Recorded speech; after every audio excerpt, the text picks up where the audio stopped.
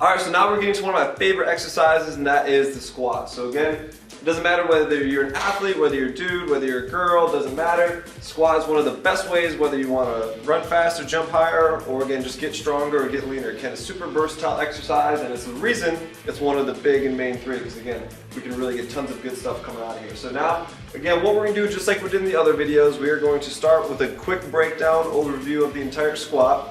And then after that, we're going to go through each segment part by part so we can give you all the details, the minute kind of things to dial your technique in, all the little tips and tricks again that we learned over the time. So let's go ahead and let's do this. We're going to jump into the quick overview of the squat. So once we start from under the bar, and then again, we're going to work our coaching cues from the ground up with a quick overview, and then we're going to go through all the details. So we're going to grip the bar, get underneath the weight, unrack it, and so now start from the ground up. So keep your feet at that squat depth again, which we'll show you how to find in a second. And then what I'm going to do, I'm going to keep my knees, soft bend in my knees, gently squeeze my glutes to start. From there, get a really big breath inside my belly, so you fill your air. From there, make sure my chest is big, and I'm pulling the bar into my back, so I'm pulling it into myself. And then from there, I'm simply going to squat, and when I squat, I'm thinking about pulling my butt down right in between my heels and pushing on the way up. So again, just pulling my butt down right between my heels and come all the way up. Alright, so that's the quick 30-second synopsis. Again, piece by piece. Now we're going to go all the way from our grip lift to all the minute details between our feet and our toes, and again, obviously everywhere in between, alright? A quick and simple test that you can see where your feet should be placed for your squat, again, is a vertical jump test. So wherever your feet land after you jump is typically a good stance for you to squat in. So again, if I just do the jump, and again I land. So again, this is probably about where my feet should be, where they feel comfortable to, again, support yourself. Your body just naturally reacts. So as you can even see, my left toe is a little bit more turned out than my right, okay? And again, after squatting for a little bit, I feel that that actually is more comfortable for me versus if I try to force and keep that toe straight ahead. So again, so that's how we get your squat stance quickly, and again, we can play with it as you progress through, squatting variations. So we know where our squat stance should be. Now we're gonna go even before we even get to setting up our feet for the squat, and that is gripping the bar. So typically a good rule of thumb is you want your hands to be in closer as possible as you can get them. And the reason being, it helps create a tighter back, again, which we're gonna get to a little bit later. But again, some people have a lot of elbow pain in the inside of the elbows, the medial side of the elbow, especially a lot of power lifters or guys who squat a lot, so that's just one consideration. So we tell you come in as tight as you can, but again, it's making sure you're not feeling pain in your shoulders and elbows. So if you are feeling pain in your shoulders and elbows, again, widen your hands out a little bit across the bar. But again, know that we want to try to bring you in as tight as we can, and we need to address that with some shoulder mobility drills. So again, typically, there's these little power lifter rings. So typically, I'll start my pinky on those power lifter rings. And again, before I even start, I'm gonna get a really nice tight grip. So again, your knuckles almost turn white. And again, so that way, again, you're creating some neural drive. You're having the intention of, being a max effort and an intense movement. So again, we want to set that tone from the start before you even get into the bar simply, okay? So we're gonna grip the bar nice and tight. And again, once we grip it, again, we're gonna pull ourselves through. And now this is a super important part that we're gonna get to here in a minute too, is we wanna create a good shelf. So we have different variations. We have a high bar, we have a low bar. And that's going to dictate the physics of the squat a little bit, whether it's high bar or low bar squat. Again, so that's going to tell us whether we're working our lower back more, maybe a little bit more hip dominant. So again, the lower the bar is, a little bit more stress it puts on our hips. The higher the bar is, a little bit more stress it'll put in our lower back. But again, that's a whole nother video in itself. But first thing, we're just going to teach you how to create a shelf. And so a good shelf is basically squeezing that upper back together and creating a good meaty trap area for this bar to rest on. So again, it's not on top of your neck, it's not on your vertebrae, but a good meaty part of your shoulders, and it's secure. Again, grip the bar nice and tight, create a nice meaty shelf, and then unrack the bar.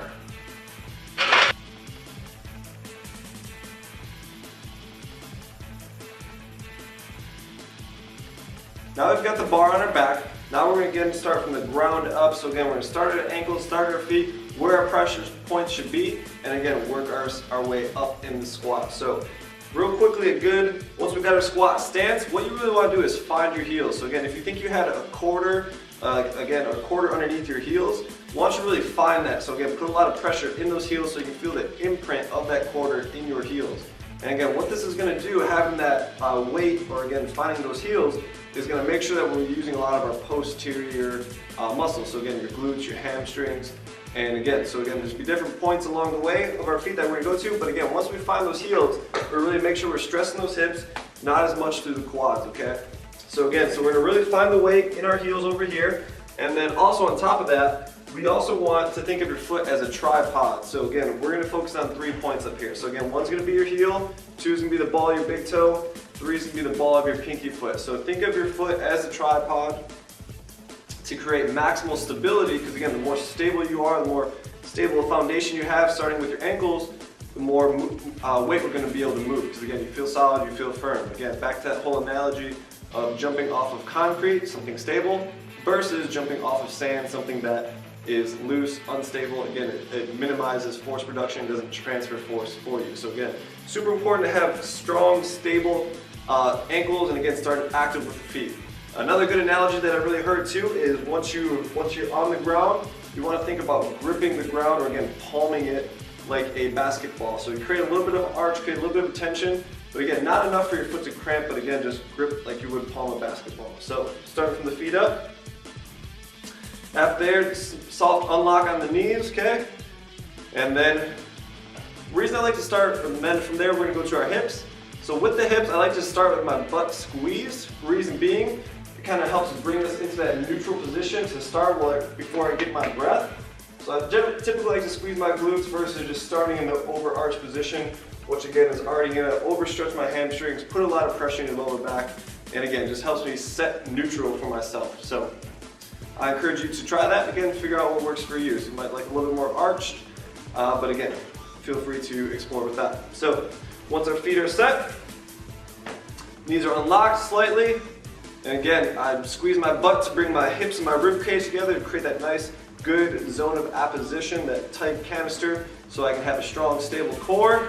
Now from there, I'm gonna get a nice big belly breath. And inside my belly breath, I'm going to think about doing two things when I take my inhale. One, I'm gonna inhale through my nose, and as I inhale, I want to think about filling my belly with air. So again, I'll think about pushing my belly button out and basically down a little bit. And again, what that's gonna do is gonna activate your pelvic floor a bit more, and again, create even more of a nice, tight, rigid canister so you can squat the most weight possible, but also pain-free. So, butt's nice and tight, get my belly breath, and then I'll lock that in. So once I get my inhale, it's almost like you're blowing a balloon up, right? So again, once I get my solid air, maximal, I can still breathe shallowly. I lock that in, but I can still breathe shallowly through the upper part of my lungs, basically. So again, once I fill my belly, create that tension, just like if you blow a balloon. So if you inhale, exhale, you feel those ribs come down and kind of compress, which is, again, a whole other video that we can get you to. But once I get my exhale, those ribs come down, I can still talk, breathe shallowly, and again, fill my air one more time. So just to create maximal pressure, maximal tension. So again, so we can transfer more force from our feet through the bottom. So hips are tight, air is nice and filled. Now, what I'm gonna do is I'll grab the bar finally up here on my shoulders for us. So again, feet are set, pull on the floor, glutes tight, get your air. Now what I'm gonna do from here, I'm gonna really arch my upper back. So just make sure I got a good upper back extension, just to keep my upper back tightness. And the very last thing, I'm going to think about pulling this bar across my shoulders, almost like a lat pull down. So again, I'm trying to basically break this bar over my back. And then, so from there, the reason I do that, again, it just reinforces upper back tightness. And again, it also pulls my elbows and my ribs, and it avoids my elbows from flaring out, again, which we'll get to a little bit later. So again, it's gonna pull my elbows in, create good tension, make sure I have an upright posture, more of an upright posture versus dipping forward. And once I'm breaking that bar over my back, I'm simply gonna pull my butt to the floor between my heels. So again, I'm gonna initiate the movement, I'm gonna first break both of my hips and my knees at the same time, okay? So not one and then the other, but again, hips back and knees break at the same time, meaning the hips and knees move at the same time. And again, I'm actively pulling my butt down right in between my heels, going to the proper depth, which is about 90 degrees. And again, pushing through those 3 points of my foot, my heel, my pinky toe, and my big toe. So again, let's do one more real quick. Good. So, another good thing to think about, once my feet are placed on the ground and I have that tripod foot, that active foot, I'm also thinking about two things. Number one is again to create that external rotation. So again, you'll see my toes, like I'm getting turned down the radio, or if my foot was in sand, I'm trying to twist it and turn it so it digs deeper into the sand. Again, more so that out fashion. So again, what that's going to do, create that torque, that tension in the hip. So again, we're using our hips more and less quad dominant, or using less of our quads in our squat. And again, so I'm creating the external rotation on top of spreading the floor apart. And so what I mean by spreading the floor apart is if you see this line in this mat right here, or if I'm standing on one solid piece of paper, I'm trying to basically rip it apart on the way down. So I'm trying to spread the floor, again, recruiting more hip muscles, being more active on my squat on the way down. And that is one of the biggest mistakes that a lot of people with their squat have. They have the weight on their back and they think that the weight is pushing them down and they're passive, versus the weight's on your shoulders. Again, you're dictating it, you're taking the weight for the ride because you're about to crush it. So again, you're pulling the bar into you and you're pulling it down with you. So again, it's not pushing you down, but you're pulling it down. And then again, you drive up and out. So again, make sure we're spreading that piece of paper and spread that floor apart. The last part we really want to hit on for you guys is finding your proper squat depth and avoid butt wink. So a butt wink is basically when your hips run out of range of motion and your tail tucks underneath you, so your hips go through flexion. So what that does, it basically starts to distribute the stress that we have in our core is nice and neutral. And basically what happens is, as we're coming down, you'll see this point where people like hips tuck under like that. And so as you can see, my hips lost their position once they get to that certain point.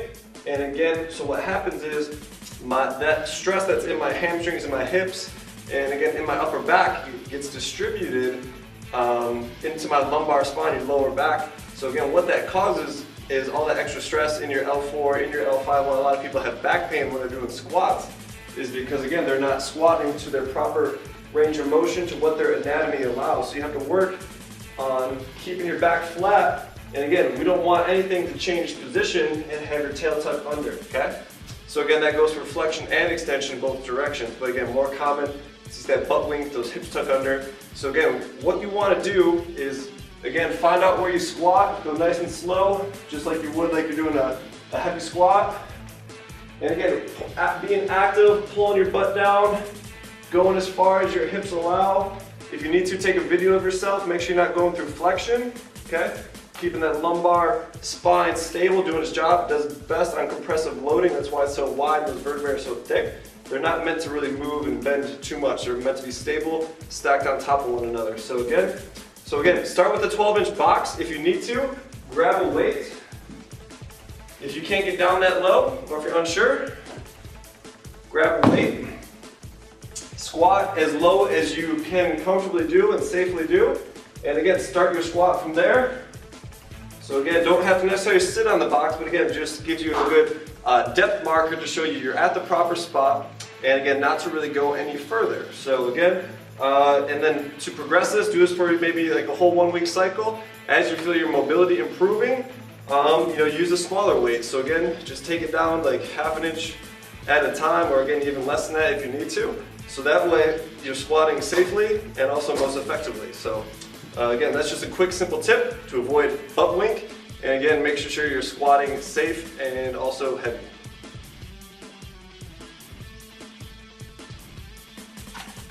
So the last thing to do when you're in the bottom of your squat, you reach that 90-degree angle, or again, that proper angle that you found out that you keep that neutral spine and avoid that butt wink, is the stand-up. So again, treat every rep as a maximal effort, okay? You have to be aggressive, you have to push hard, you have to pretend like there's 400, 500, 600 pounds plates on the bar and you're moving it.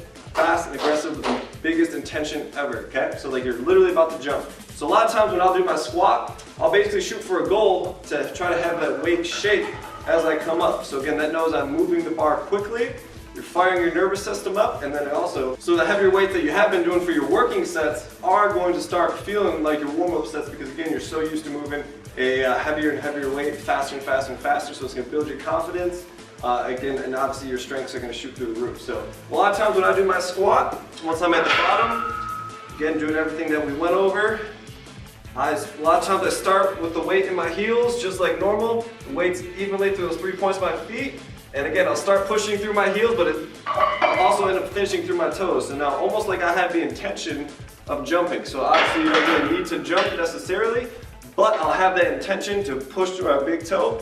Especially if you're an athlete, because again, they always toe off as they're pushing through, so it just could create that habit. So again, move the weight as fast as possible to maximize your results. All right, and that is the squat for you guys. I really hope you enjoyed this series. Again, I just wanted to give you guys something that's useful, that's practical, that you can implement immediately. And again, make sure you're the strongest version of yourself, also doing it safely and correctly, so that way you get the most out of your training. And again, we hope to catch you in here at Athletic Preparation, smashing weights, getting to your goals, and having fun in the process. All right, guys, it's been a pleasure. Take care.